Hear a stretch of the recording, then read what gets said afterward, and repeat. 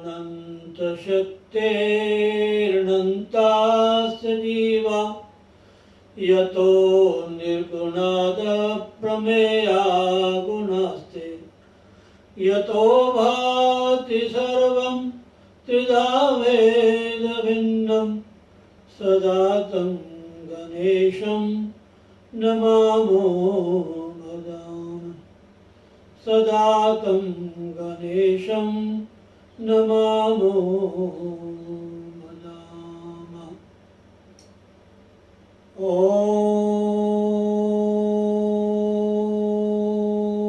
गं गणपते नमः। ॐ गं गुरुवे नमः। बोलो श्री सद्गुरुदेव महाराज की जय। बोलो श्री वृंदावन बिहारी लाल की जय। बोलो भाई सब संत महाराज की जय। जय जय श्री राधे जय जय श्री राधे जय जय श्री राधे जय जय श्री राधे। ओम नारायण नारायण नारायण नारायण। बहुत ही हम सबके लिए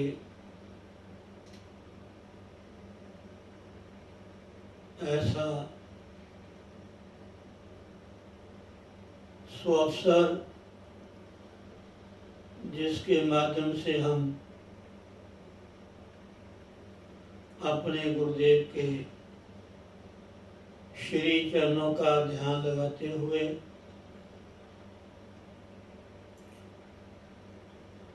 अपने कानों के माध्यम से हरि नाम संकीर्तन, हरि चर्चा, सत्संग, आशीर्वचन नित्य प्रति संध्या काल के समय में श्रवण करते हैं। और जैसे आज कलंक चतुर्थी है, इससे पहले श्री संकष्ट गणेश चतुर्थी व्रत कृष्ण पक्ष में था। ये शुक्ल पक्ष है, इसमें भगवान श्री गणेश जी का जो व्रत है, इसको ज़्यादा कलंक चतुर्थी के नाम से हम सुनते आए हैं और पढ़ते भी हैं।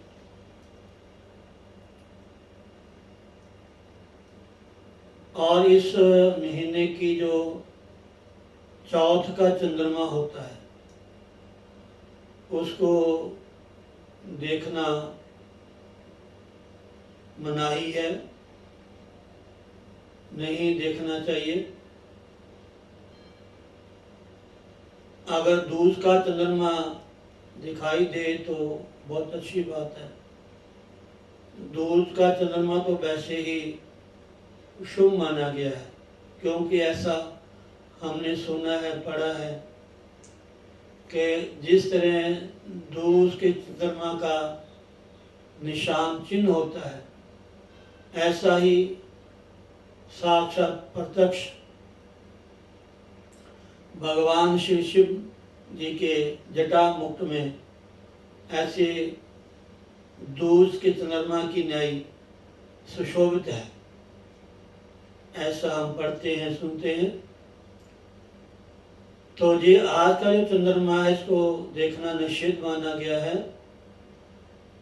अगर कहीं गलती से देखा जाए, कुछ लोगों के शायद ध्यान में ये बातें ना हो, ना जानकारी करके भी देख लेते हैं, या जो इन बातों को नहीं मानते वो अलग चीज है, लेकिन जो जानते हैं, जिनको पता है, अगर वो देख ले तो उनको दोष लगता है, कलंक लगता है। ऐसा कई बार देखने में, सुनने में प्राय आया है। और इसकी कथा भी है। वैसे तो हर व्रत जो है, तिथि जो है या बार, उन सब की कथाएं हैं हमारे पुराणों में। अगर हम जैसे भी श्रावण मास निकला, श्रावण मास में कौन सी तिथि हैं, कौन से बार हैं जी, श्रावण में आते हैं, वो श्रावण मास महात्म्य अगर कथा हम पढ़ेंगे उसमें हमें पढ़ने को मिलेगा, देखने को मिलेगा, सुनने को मिलेगा। इन छोटे छोटे जो ग्रंथ हैं, इनका हमें समय अनुसार पठन करना चाहिए, और गृहस्थ के लिए तो बहुत ही अनिवार्य है, क्योंकि इन छोटी कथाओं में, पुराणों में दान, पुण्य, सत्यकर्म और व्रत, ऐसा इनका विधान है। और आप अगर पुराणों को क्रमवार पढ़ोगे, अगर समय मिले आपको, मैं ज़्यादा नहीं कहता, साल में एक पुराण तो घर में पठन होना चाहिए। साल में कभी भगवान श्री गणेश जी का पुराण आप घर में पढ़ लो, या श्रीमद् भागवत महापुराण, श्रीमद् देवी भागवत, महाशिव पुराण, लिंग पुराण, स्कंद पुराण, भविष्य पुराण, बहुत सारे पुराण, 18 पुराण हैं।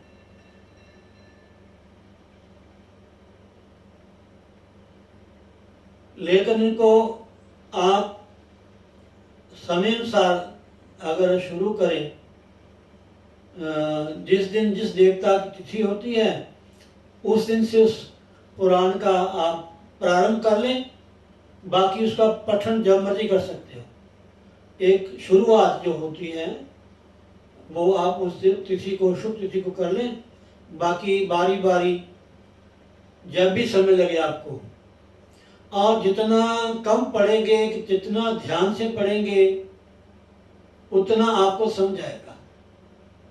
बहुत सारी बातें हमारे पुराणों में लिखी हैं जो प्रायः गृहस्थ के लिए, जो परिवार में रहते हैं, संसार में रहते हैं, उनको पता चलेगा। और पुराणों में ऐसे मैंने गुरुजनों से सुना है, विद्वानों से, कि इन सभी पुराणों में 3 तरह के प्रसंग होते हैं। 3 तरह की हमें प्रेरणा, शिक्षा, कथाएं मिलती हैं। एक तो रोचक होती है, रुचि बढ़ाने के लिए।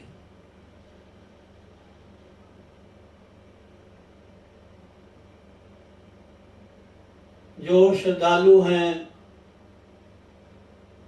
जो इन प्राणों का पठन करते हैं, या इनके बारे में कोई जानकारी लेना चाहते हैं कि पुराणों में क्या पढ़ने को मिलता है, कौन सी कथाएं प्रसंग हैं, उनका क्या विश्लेषण है, क्या महत्व है, क्या किस तरह कथाएं हैं। अगर हम पढ़ेंगे तो धीरे धीरे पता चलता जाएगा।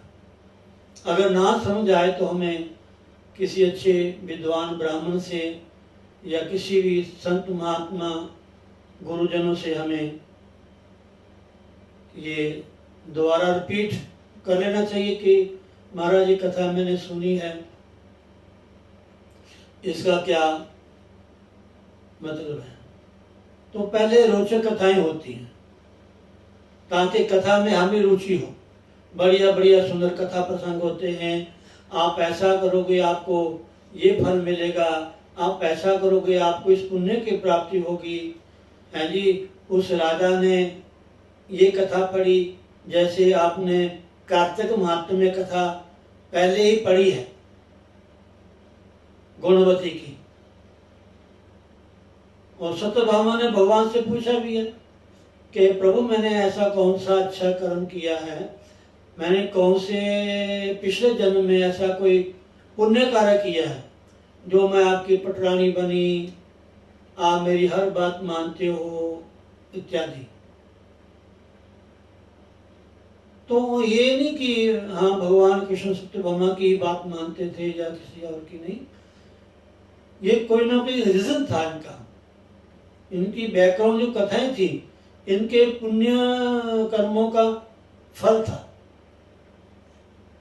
जिसके प्रभाव से ये ज्यादा इनको आदर दिया जाता था। तो भगवान ने फिर बताया भी, उसमें कथा पुराण में लिखा हुआ है, उनके पिछले दिन कथा है। उनके पिताजी थे, उनके भाई थे, ब्राह्मण परिवार था। ये आप समय लगे तो कट्टक मातम पढ़ा भी होगा आपने, नहीं तो पढ़ भी लेना। दीपदान से क्या लाभ होता है, तुलसी की पूजा करने से क्या लाभ होता है, तुलसी को सिंचने से क्या लाभ होता है, बहुत सारी कथाएं लिखी हैं। आप सत्यनारायण कथा पढ़ोगे तो उसमें आपको पता चलेगा कि उसमें राजा दशरथ की कथा भी है कि उन्होंने भी इस व्रत को किया था। जो भी व्रत है, अगर हम आजीवन प्रण करते हैं, संकल्प करते हैं, जैसे कुछ माताएं बहनें एकादशी व्रत का संकल्प लेती हैं, आजीवन एकादशी व्रत रखती हैं, कुछ माताएं बहनें पूर्णमासी पूर्णिमा व्रत करती हैं पूरा जीवन, और जब तक समृद्ध होती हैं तब तक व्रत रखती हैं, नहीं उसके बाद उसका उपारण उद्यापन कर देती हैं।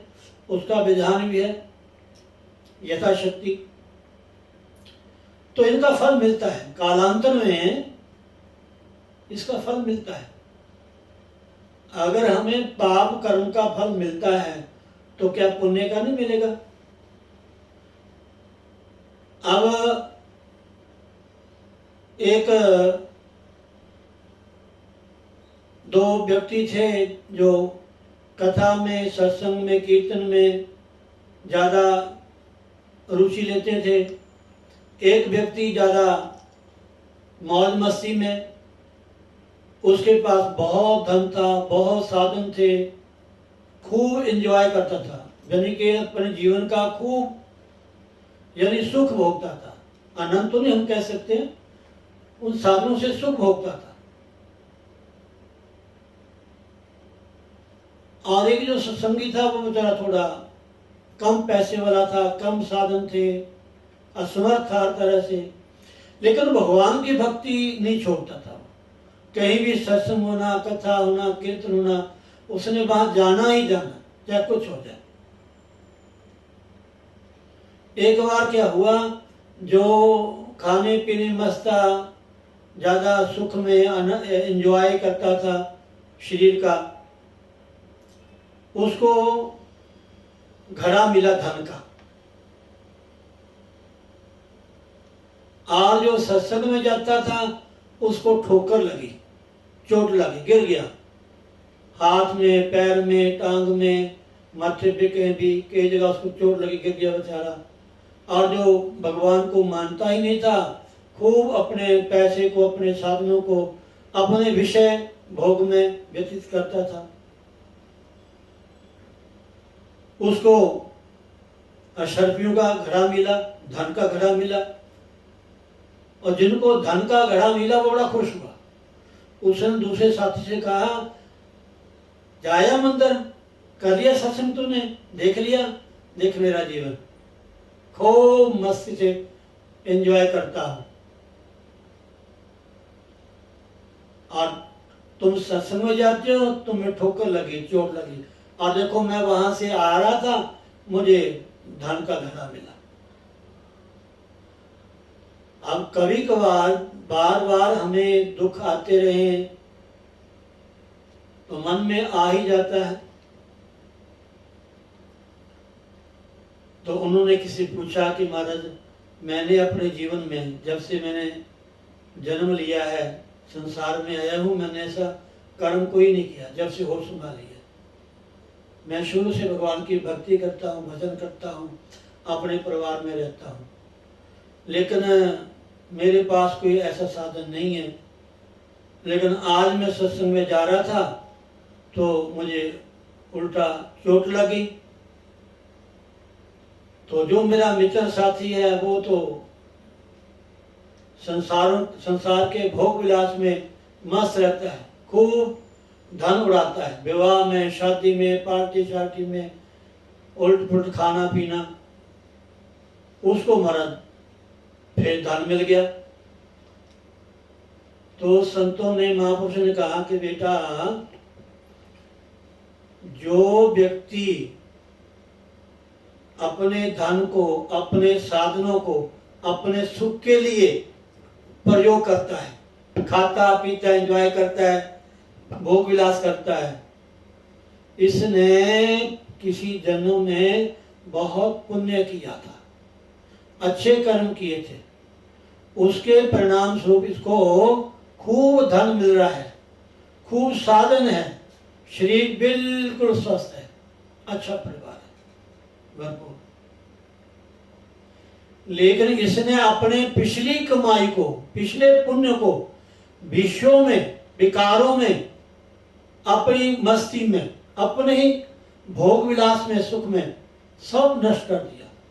लास्ट धन का घड़ा था, ये भी इसका धन ऐसे ही जाएगा। कोई दान पुण्य में या किसी की सहायता में या अच्छे काम में नहीं लगेगा, ये भी इसका ऐसे खत्म हो जाएगा। और अगला जन्म इसका इतने दुखों से भरा होगा, इतने नरक भोगेगा, ये कभी छूट ही नहीं सकता किसी जन्म भी। और तूने भाई, ठीक है, आपने भी अच्छा कर्म किया है, आपने एक अच्छे परिवार में, अच्छे घर में जन्म लिया है, सत्संग करता है, कीर्तन करता है, लेकिन तूने कोई दान पुण्य किया, कोई ऐसा सत्कार्य नहीं किया जिससे उसके बदले में आपको कोई मिले। देखो, जो भी है, रामायण में कई बार चौपाई में कहता हूं, गति कीरति मति भूति भलाई, जब जही जतन जहां जही पाई, सो जानो सत्संग प्रभाव, लोक भेद न आन पाओ। गति मैंने गति, मति मैंने बुद्धि, कीर्ति मैंने यश, भूति मैंने संपत्ति, भलाई मैंने अच्छाई। ये 5 चीजें अगर आपके जीवन में आपको मिली हैं तो समझो कि आपने किसी जन्म में, जब बहुत सारे जन्मों में आपने को अच्छा कर्म किया है, सत्संग किया है, तो आपको ये मिला है। अगर इसको पाकर के फिर आप भगवान का भजन करते हो, फिर आप दान पुण्य करते हो, फिर सत्य कार्य करते हो, फिर ज्यादा से ज्यादा भगवान का भजन करते हो, तो अगला जन्म आपका इतना सुंदर होगा, आप सोच नहीं सकते। अगर धन मिल गया, परिवार मिल गया, बढ़िया श्री मिल गया, बड़ी सुविधा साधन मिल गए, और भगवान का भजन भी जवानी में होता है, ना बचपन में होता, ना बुढ़ापे में होता। वो कोई अवतारी पुरुष होते हैं, वो कोई परमात्मा का रूप ही होता है, जो जन्म से ही उनके जो लक्षण है शुभ होते हैं, शुरू से ही, बचपन से ही। ओ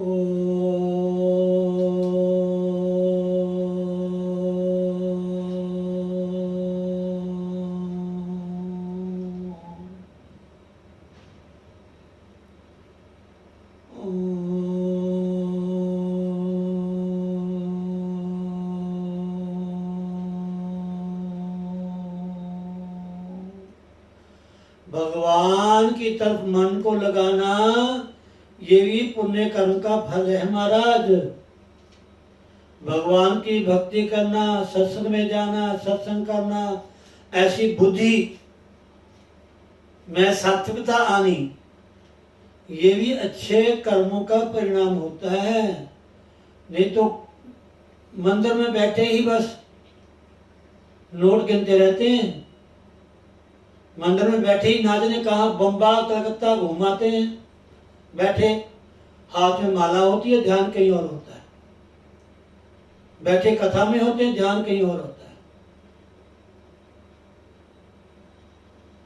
मति अच्छी बुद्धि,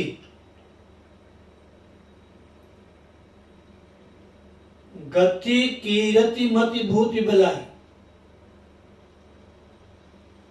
अच्छी जगह जाना भी बिना भाग्य के, बिना पिछले अच्छे कर्मों के एक कदम भी हम नहीं उठा सकते महाराज। रामायण में लिखा है ना, राम कथा के तई अधिकारी जिनके सत्संगति अति प्यारी। भगवान की कथा उन्हीं को सुनने को मिलती है जिन्होंने किसी जन्म के सत्संग किया, अच्छे कर्म किए हैं महाराज। नहीं कहाँ मन लगता है महाराज, जब बैठते हैं किसी का फोन आ जाता है, कोई बच्चा रोना शुरू कर देता है, कोई गेट पे टन टन घंटी बज जाती है, अब किसी काम में ध्यान हो जाता है, समय हो गया, ये करना वो करना। बहुत ही कम सौभाग्यशाली जीव होते हैं जिनको ऐसी सुविधा मिलती है। भरे पूरे परिवार में सब साधन है महाराज। ऐसे ऐसे महाराज धनाढ्य लोग मैंने सुने हैं, अब भी हैं। इतनी उनकी फैक्ट्रियां चलती हैं, इतना बड़ा बिजनेस है, लेकिन उनका काम क्या है, वो जगह जगह कथा करवाते हैं, जगह जगह। आप देखा ना आपने टीवी में नवरात्रों के उपलक्ष्य में कभी माँ चिंतपूर्णी के माँ का जागरण होता है, कभी माँ ज्वाला जी के दर पे जागरण होता है, कभी माँ कांगड़ा देवी के घर में दर में जागरण होता है, कभी कहीं कभी कहीं कभी कहीं। बस काम भी चल रहा है और नाम भी चल रहा है, पुण्य भी कमा रहे हैं। ऐसी बुद्धि मिलनी, ऐसी मति मिलनी बिना भाग्य के नहीं मिलती, बिना सत्संग नहीं मिलती, बिना गुरु कृपा से नहीं मिलती। बिनु सत्संग विवेक न होई, राम कृपा बिनु सुलभ न सोई। सत्संगति मुद मंगल मूला, सोई फल सिद्धि सब साधन फूला। आहा क्या कहना, इतनी सुंदर सिपाही है महाराज, प्रश्न भी पहले और उत्तर भी साथ में। इतनी बढ़िया सिपाही है महाराज। ये वेदों का सार है, ये उपनिषदों के मंत्र हैं महाराज। इसमें पूरे पुराणों की कथाओं का समावेश है। रामायण में सरल हिंदी भाषा में श्री रामचरितमानस की चौपाइयां और श्रीमद् भगवद गीता के श्लोक, ये सिद्ध मंत्र है।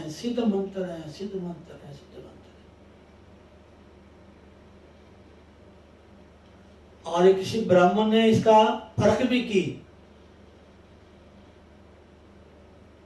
एक श्लोक आता है, योगक्षेमं वहाम्यहम् अनन्या चिंत्यन्तो माम ये जना परिपास्ते तेषां नित्ययुक्तानां।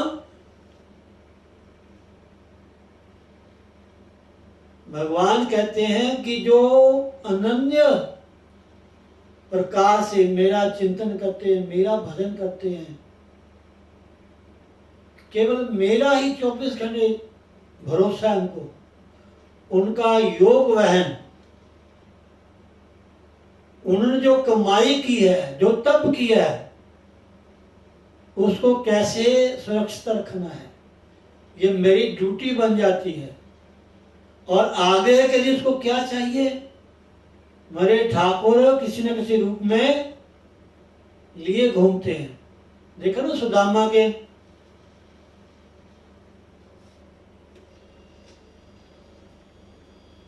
व्याधस्याचरणं ध्रुवस्य च भयो विद्या गजेन्द्रस्य का जातिर विदुरस्य यादवपते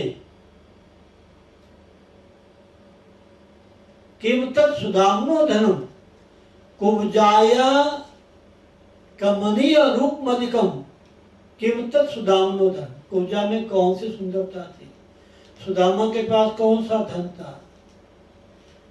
व्याध जरा नाम के व्याध, उसने कौन सा अच्छा आचरण किया था, भगवान के तीर ही मारा।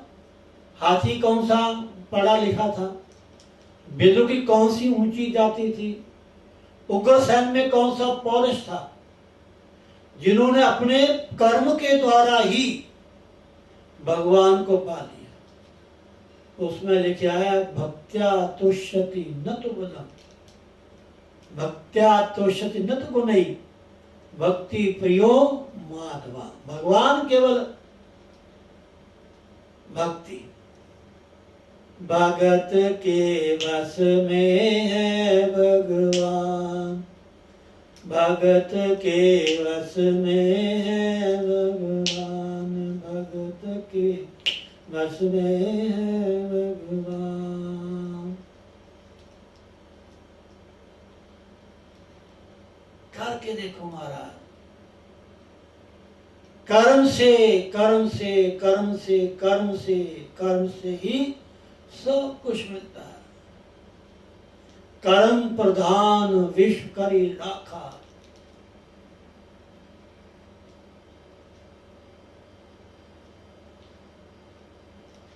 इसलिए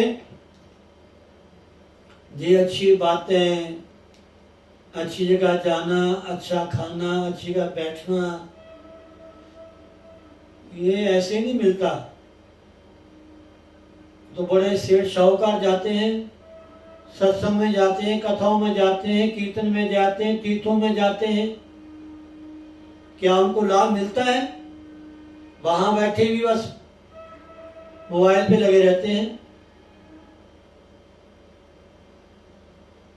जाते तीर्थों में, जाते कथाओं में, जाते आश्रम धार्मिक स्थानों में, वहां भी कोई ना कोई संसार की बात लेकर के ही बैठ जाते हैं।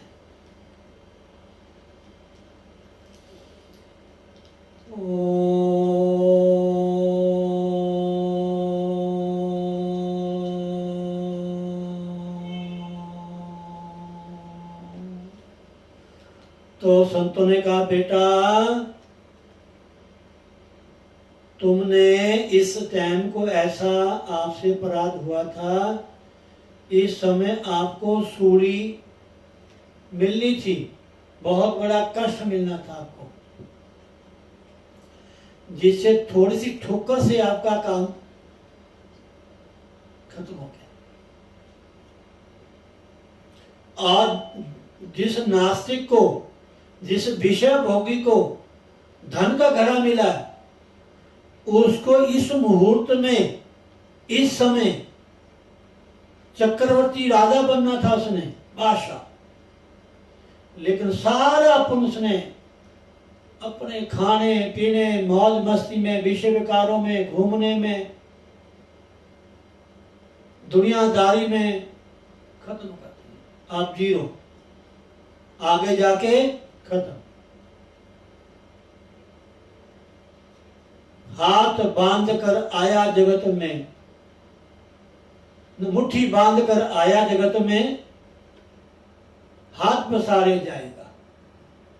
मुट्ठी बांध कर आया जगत में, हाथ पसारे जाएगा। जब भगवान देते हैं मुट्ठी बांध के, बताते नहीं क्या दिया हुआ महाराज, हर इंसान, हर जीव को कुछ न कुछ दे करके ही भेजते हैं। किसी का बेटा भी, या हम भी कहीं यात्रा में जाते हैं, सफर में जाते हैं, तब कुछ न कुछ तो लेके ही जाते हैं भैया। बिना धन के, बिना साधन के हम यात्रा कैसे कर सकते हैं महाराज? कैसे वहां जाकर के अच्छा रहना, अच्छा खाना, अच्छा घूमना? बिना पैसे के, बिना साधन के थोड़ा हो सकता है महाराज। और पैसा भी हो, साधन भी हो, अगर शीश तंदुरुस्त ना हो, चलो पैसा भी हो, साधन भी हो, शरीर भी तंदुरुस्त हो, वहां चले गए, मन चंगा ना हो, फिर क्या करोगे वहां जाकर के? बैठे सत्संग में ध्यान की आपके और है, क्या लाभ होगा?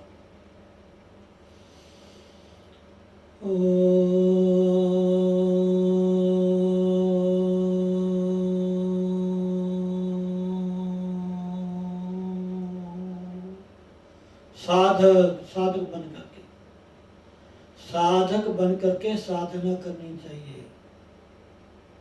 देवो भूत्वा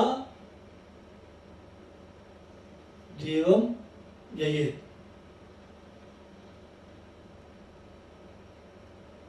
आप देखना, जब भी घर में अनुष्ठान कराते हो ना, हवन कराते हो, कोई अनुष्ठान पूजा करवाते हो, तो ब्राह्मण लोग पहले ही हमारे शरीर की शुद्धि करते हैं।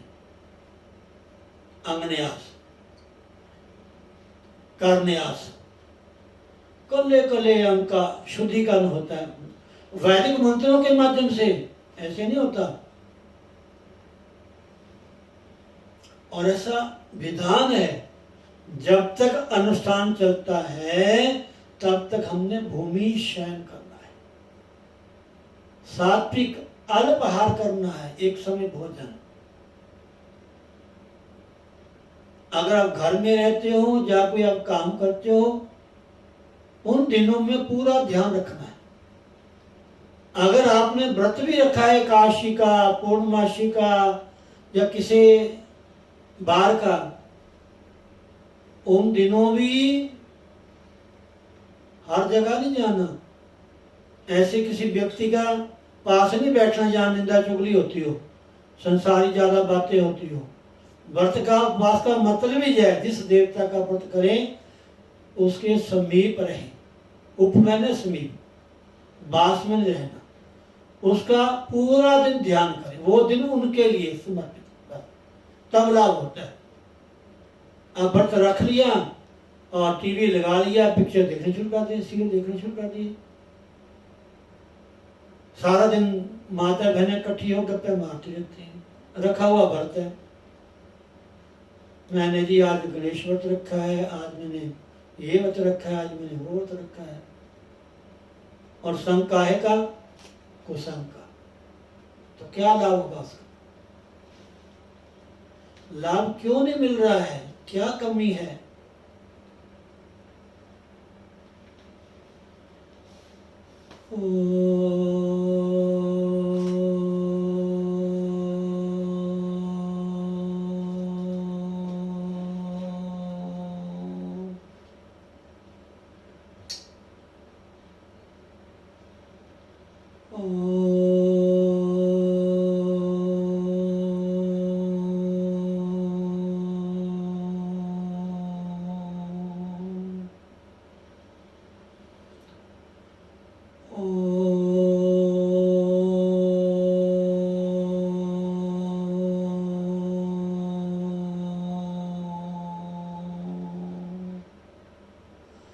अभी मैं यहाँ बैठने से पहले कोई न कोई ग्रंथ मैं उसका दर्शन करता हूँ, उनका थोड़ा सूक्ष्म रूप में पठन करता हूँ,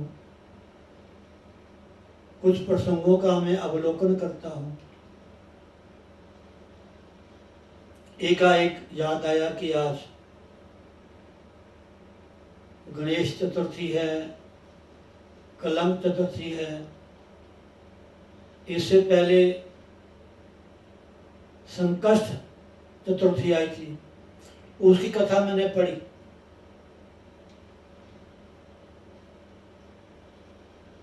सिंधु नाम के दैत्य को भगवान श्री गणेश जी ने इस कथा के माध्यम से, कथा आती है बता, सिंधु नाम के असुर को, दैत्य को भगवान गणेश जी ने उनका उद्धार किया।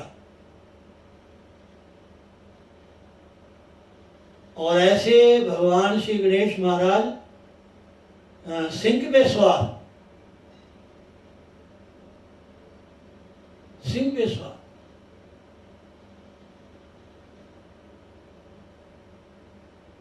और आगे इतनी बढ़िया कथा। फिर पार्वती माँ ने भगवान से पूछा, फिर माँ ने भी पूजा की पार्वती ने। उनके सामने इतना तेज पुंज प्रकट हुआ महाराज, हजारों मुख, हजारों आंखें, हजारों कान, हजारों हाथ, इतना विशाल भगवान का विग्रह उनके समक्ष प्रकट हुआ। मां देख करके हैरान हो गई। और वहां स्तुति लिखी हुई है, 2-4 श्लोक हैं। अगर भगवान गणेश जी ने कहा है कि जो नित्य प्रति इन स्तुति का पाठ करता है, संकष्ट स्तुति स्तोत्र, ज्यादा बड़ा नहीं, छोटा सा ही है।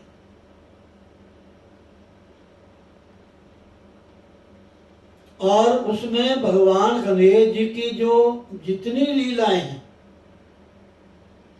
उन जन्म लेना, अवतार लेना, बड़े होना, उनका उपनयन संस्कार, जैसे भगवान श्री कृष्ण के पूरे लीलाएं कथाएं आपको पढ़ने सुनने को मिलती हैं, ऐसे भगवान गणेश जी की इतनी विस्तार से लीला है, मैं पूरी उनको पढ़ नहीं सका। बड़ा सुंदर लिखा हुआ महाराज, बहुत सुंदर। और दैत्य ने इतना कमाल किया महाराज, भगवान विष्णु को अपने घर में बैठा दिया, बढ़िया व्यवस्था कर दी कि महाराज आप देवताओं के साथ यही निवास करो आप।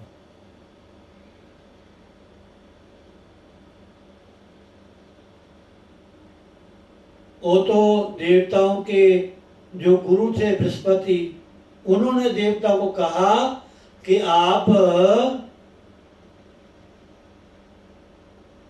संकष्ट जो चतुर्थी है गणेश जी की, इसका व्रत करो। उसकी पूजा विधि बताई गुरु जी ने। फिर वो तेज पुंज परमात्मा का प्रकट हुआ। वो डर के देवता लोग, उन्होंने सबसे पहले अपने गुरुदेव का नाम लिया। हमें जी गुरु जी ने कहा था कि आपकी ऐसे पूजा करनी है, आपकी ऐसे आराधना करनी है।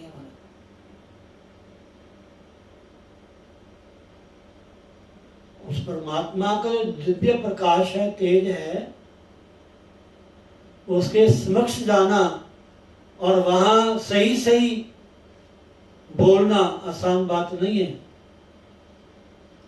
डर जाता है इंसान, डर जाता है, भय हो जाता है।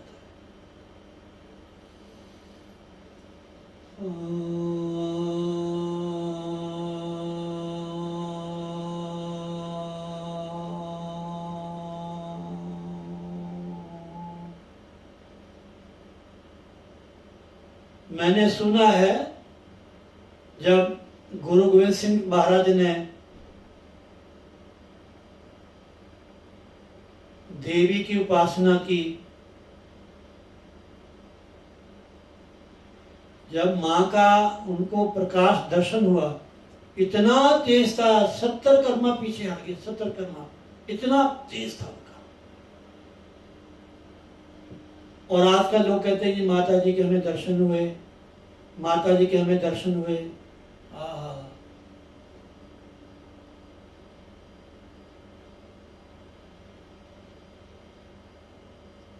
ये परमात्मा का प्रकाश है। बिना गुरु के हम किसी का दर्शन नहीं कर सकते। कभी गलती मत कर लेना।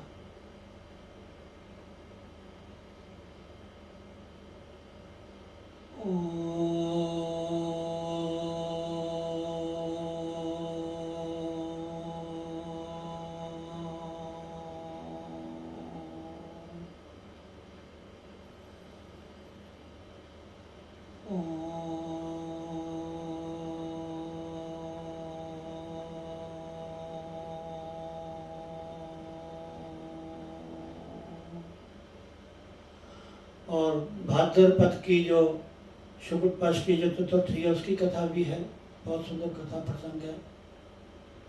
और प्रायः जो कलंक चतुर्थी गणेश जी के है, इसमें गलती से हम चंद्रमा का दर्शन कर लें, उसकी भागवत में कथा भी है।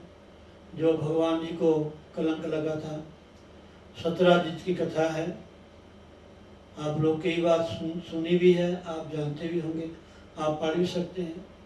ना भी आपने देखा है तो भी पढ़ लो, कोई बात नहीं, अच्छी बात है। अच्छे कर्म का फल अच्छा ही होता है, पुण्य जमा हो जाते हैं। अगर हमें जरूरत नहीं है, अगर हम कोई अच्छा कर्म करते हैं, अगर धन हमारे पास बहुत है, हमने दान भी कर लिया, पुण्य भी कर लिया, दूसरों की हेल्प भी कर ली, परिवार का भी भरपूर ठीक ठाक है, अगर उस पैसे को बचा करके किसी अच्छे बैंक में, अच्छे डाकखाने में आप जमा कर दोगे तो लाभ ही होगा आपको। ऐसी अगर नहीं भी आपको जरूरत है, अगर आपके द्वारा कोई अनायास अच्छा कार्य हो भी गया तो उसका फल जो है अपने आप आपके बैलेंस में जमा होता जाएगा, पता भी नहीं चलेगा आपको। देखो, जो हम सत्संग रोज करते हैं, इसमें एकादशी भी आती है, इसमें संक्रांति भी आती है, इसमें पूर्णमासी भी आती है, इसमें गुरु पर्व भी आते हैं, इसमें जन्माष्टमी, रामनवमी, शिवरात्रि, भगवान श्री गणेश जी की चतुर्थी है, सब आते हैं। और इन दिनों में भगवान की कथा, सत्संग, कीर्तन करना इतना अनंत फल है हमारे, हम सोच नहीं सकते। और बैठे हमें इसकी प्राप्ति हो रही है, भले हमें पता नहीं है, नहीं जानकारी है। इन दिनों में शुभ कर्म किया हुआ अनंत गुना फल देता है, वो भी गुरु स्थान में बैठ करके, गुरु महाराज का ध्यान करते हुए, उनके चरणों में हाजिरी भरते हुए, तो फिर कहना ही क्या है।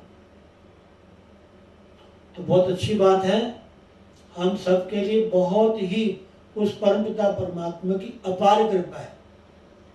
गुरु प्रसन्न साहिब अनुकूला, मिटे मलिन मन कल्पित शुभा। गुरु कृपा है तो भगवान हमारे ऊपर कृपा कर दे, हमें उनकी कथा, सत्संग, कीर्तन, भजन, ध्यान, योग, साधना, वो भी संध्या काल में। जय श्री राधे, जय श्री राधे, जय श्री राधे। तेरे पूजन को भगवान बना, मन मंदिर आलीशान। तेरे पूजन को भगवान बना, मन मंदिर आलीशान। तेरे पूजन को भगवान बना, मन मंदिर आलीशान। किसने जानी तेरी माया, किसने भेद तुम्हारा पाया। किसने जानी तेरी माया, किसने भेद तुम्हारा पाया। आरे ऋषि मुनि कर ध्यान, बना मन मंदिर आलीशान।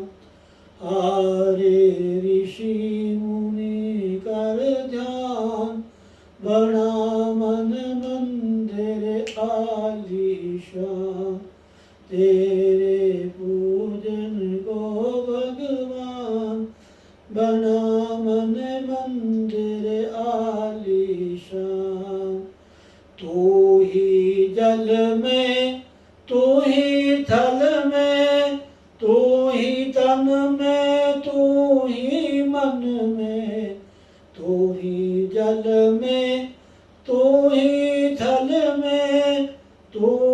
तन में तू ही मन में, तेरा रूप अनूप महान बना मन मंदिर आलीशान। तेरा रूप अनूप महान बना मन मंदिर आलीशान। तेरे पूजन को भगवान बना मन मंदिर आलीशान। तू हर गुल में तू बुलबुल में, तू हर गुल में तू बुलबुल में, तू हर डाल के हर पातन में, तू हर गुल में तू बुलबुल में, तू हर डाल के हर पातन में, तू हर दिल में मूर्तिमान बना मन मंदिर आलीशान। तू हर दिल में मूर्तिमान बना मन मंदिर आलीशान। तेरे पूजन को भगवान बना मन मंदिर आलीशान। तूने राजा रंक बनाए, तूने भिक्षुक राज बिठाए, तूने राजा रंक बनाए, तूने भिक्षुक राज बिठाए। तेरी लीला अजब महान बना मन मंदिर आलीशान। तेरी लीला अजब महान बना मन मंदिर आलीशान। तेरे पूजन को भगवान बना मन मंदिर आलीशान। झूठे जग की झूठी माया, मूर्ख इसमें क्यों भरमाया। झूठे जग की झूठी माया, मूर्ख उसमें क्यों भरमाया। कर कुछ जीवन का कल्याण बना मन मंदिर आलीशान। कर कुछ जीवन का कल्याण बना मन मंदिर आलीशान। तेरे पूजन को भगवान बना मन मंदिर आलीशान। तेरे पूजन को भगवान बना मन मंदिर आलीशान। बना मन मंदिर आलीशान। जय श्री राधे, जय श्री राधे, जय श्री राधे। ओम नारायण।